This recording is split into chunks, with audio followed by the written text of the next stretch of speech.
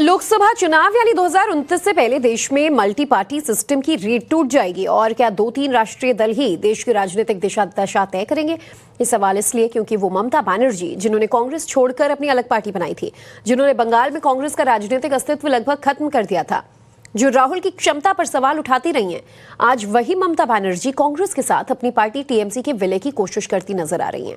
सवाल यह है कि अगर ये सियासी सौदा होता तो इसकी कीमत क्या होगी? रिपोर्ट देखिए।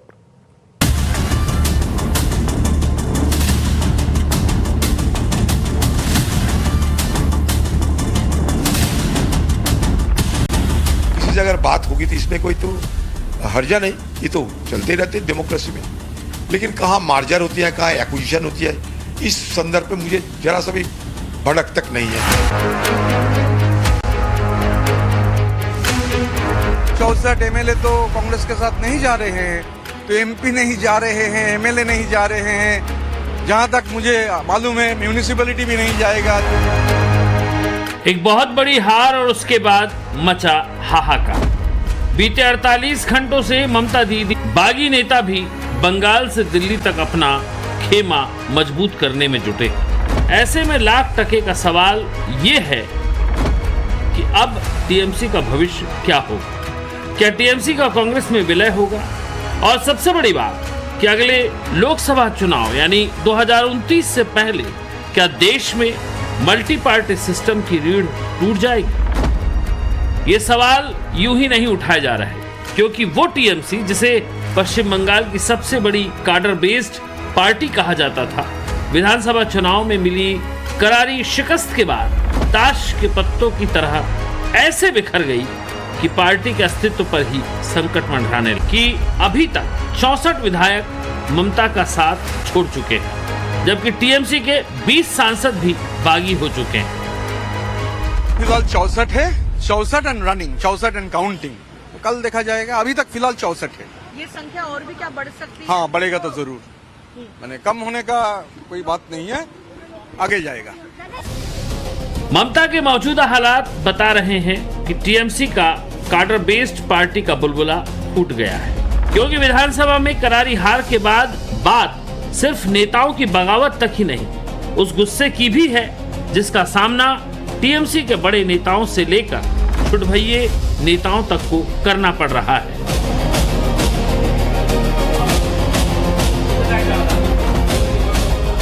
किसी को साड़ियों के ढेर के नीचे छुपकर अपनी जान बचानी पड़ी, कहीं सरकारी योजनाओं में कटमनी वसूलने वाले टीएमसी नेताओं का सिर मुंडवाकर उनका जुलूस निकाला जा रहा।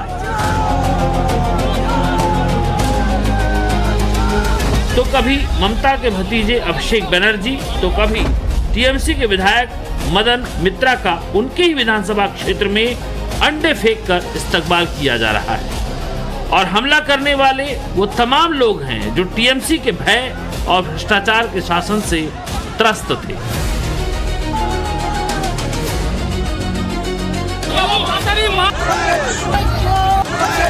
मतलब बंगाल में 15 साल के बाद टीएमसी का मजबूत स्तंभ जैसे ही धराशायी हुआ, पार्टी के कथित सो कॉल्ड काडर में भगदड़ मच गई और लोग अंडे मारने लगे। किसी ने भी नहीं सोचा था कि सिर्फ एक हार के बाद ममता जैसी दिग्गज नेता की पार्टी का ऐसा हाल हो जाएगा। सवाल तो बनता है, क्या मजबूत काडर वाली पार्टी के साथ ऐसा भी होता है?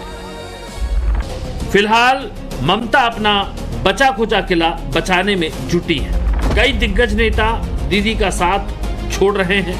खबरों के मुताबिक उनमें वो नाम भी शामिल हैं जो वाकई हैरान करते हैं। मुर्शिदार शाखा तार किशोर भावना আমার হৃদয় মাঝে কাবা নয়নে মদিনা আমার হৃদয় মাঝে কাবা নয়নে মদিনা। खबर है कि टीएमसी के 20 बागी लोकसभा सांसदों की लिस्ट में साइन करने वालों में सयानी घोष भी शामिल है। सयानी घोष टीएमसी की फायरब्रांड नेता रही है। वो जादवपुर लोकसभा सीट से सांसद, तेज तर्रार इतनी कि ममता बनर्जी से उनकी तुलना की जाती है। विधानसभा चुनाव में टीएमसी की सबसे बड़ी स्टार प्रचारक के तौर पर उभरी। माझी हला करिस ना ছেড়ে দে নৌকায় আমি যাব মদিনা। सूत्रों का कहना है कि सयानी घोष की नाराजगी की सबसे बड़ी वजह उन्हें पार्टी नेतृत्व से समर्थन न मिलना है। असल में सयानी चुनाव प्रचार के समय विपक्ष के निशाने पर आई तो उनके साथ कोई नेता नहीं था। सूत्रों का भी कहना है कि सयानी को लगता है कि अब टीएमसी का कोई भविष्य नहीं है। अभिषेक बनर्जी ने इसी साल सयानी घोष को पार्टी की युवा इकाई टीएमसी यूथ कांग्रेस का राष्ट्रीय अध्यक्ष बनाया था, जो टीएमसी में उनके कद को बयां करता है। जाहिर है ये ममता के पैरों तले जमीन खिसकने जैसा है। काकोली आज बैठी भी, जिसको दीदी बनाया, वो शर्मिला सरकार जो एक डॉक्टर थी, सरकारी दफ्तर में पहली बार जीत कर आई। तुम्हारे साथ क्या भ्रष्टाचार हुआ? कौन थे तुम्हारे साथ क्या हुआ? पहली बार आए हुए लोग, ये मुंह और मसूर की दाल, तुम्हारे साथ क्या हुआ इतने सालों में? तुमको कहां से उठा के बनाया? और काकोली दासीदार 3 इलेक्शन हार गई थी, 5 इलेक्शन हारी थी, उसके बाद भी दीदी उसको देकर एमपी बनाया।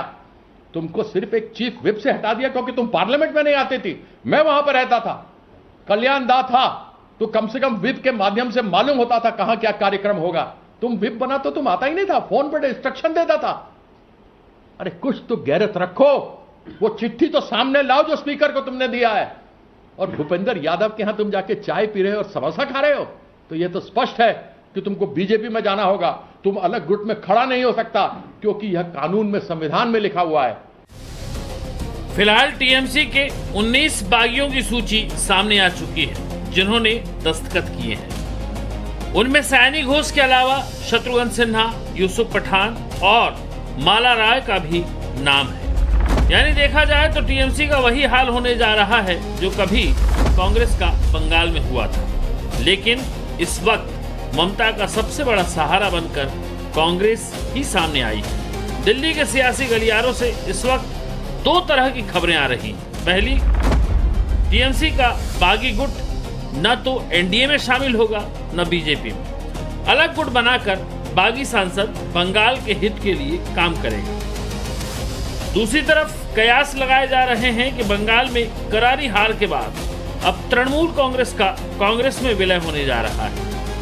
ममता बनर्जी दिल्ली में पिछले 2 दिन में 2 बार सोनिया गांधी से मिल चुकी है। 8 जून को दिल्ली में इंडिया गठबंधन की बैठक हुई।